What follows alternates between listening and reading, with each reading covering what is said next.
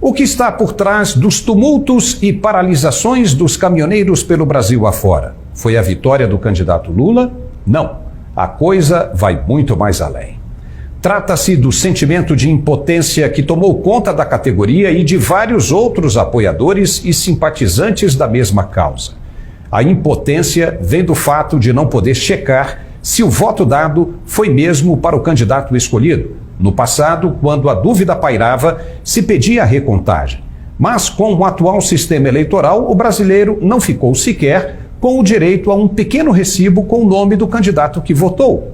Essa insatisfação e o forte sentimento de que foi roubado, trapaceado, passado para trás, é que tem enlouquecido a maioria dos brasileiros. Junta-se a isso as declarações de um ministro da Suprema Corte, ativista, de que eleições não se ganha, se toma, e mais todas as tratativas desequilibradas do processo como um todo, beneficiando um candidato em detrimento do outro.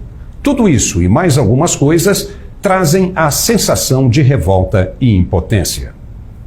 Se o presidente Bolsonaro perdeu no Nordeste, onde justamente ficou sem 154 mil inserções de rádio e TV, é natural e compreensível que ele e os apoiadores se sintam prejudicados como verdadeiramente foram.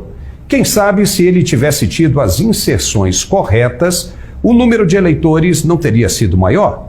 Mas nada disso parece sensibilizar o sistema e nem alguns integrantes da mídia que acharam o ocorrido perfeitamente normal, uma democracia modelo para o mundo. Não, não é. Então tudo isso deixa uma nítida impressão no brasileiro que o processo eleitoral com suas urnas eletrônicas obsoletas foi inteiramente montado para fazer o eleitor acreditar naquilo que o sistema queria.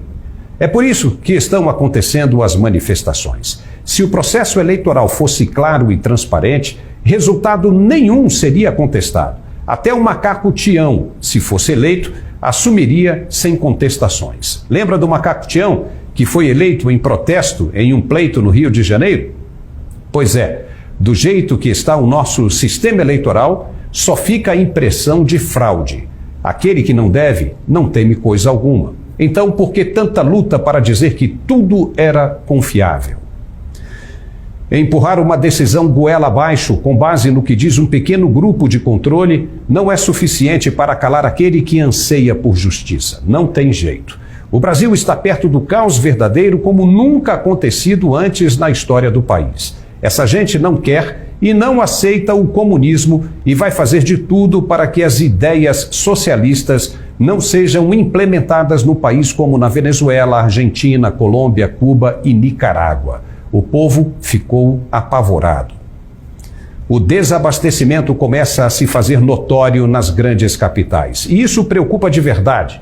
Vimos o que aconteceu quando a classe parou por causa do aumento dos combustíveis. E desta vez, a iniciativa pode afetar diretamente não só as cadeias de distribuição, mas como também as de produção, diretamente nas fábricas e no campo, no agronegócio.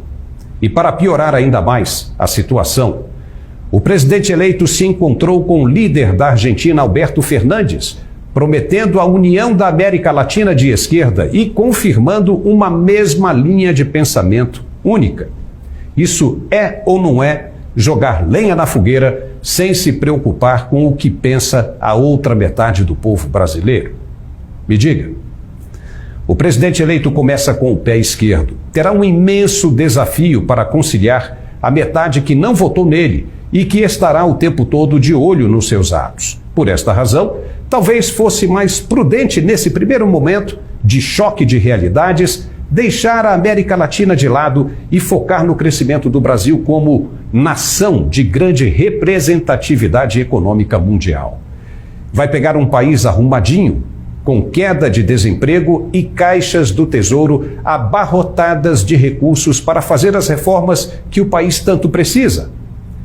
O presidente eleito deve trazer tranquilidade para o povo e para o mercado financeiro, de que o Brasil vai continuar crescendo, mais até que o atual governo vem fazendo. Ele deve mostrar compromisso com todos e não apenas com aqueles que o elegeram.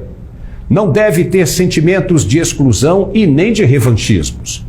Um presidente da República deve ser um profissional a serviço do país como um todo. E democracia é o respeito das divergências. Se não houver esse pensamento, só vai restar a ditadura que essa mesma esquerda combateu no passado.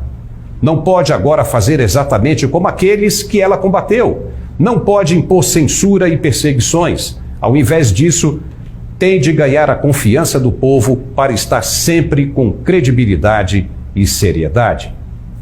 Os ânimos estão exaltados e com razão, mas a poeira vai baixar. O Brasil é um país de dimensões continentais. É difícil até para organizações de atos revolucionários.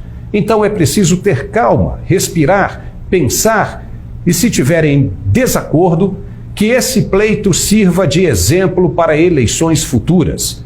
Que o Congresso Nacional tenha atitude e brigue por mudanças do sistema, implementando um artifício que seja incontestável nos próximos leitos.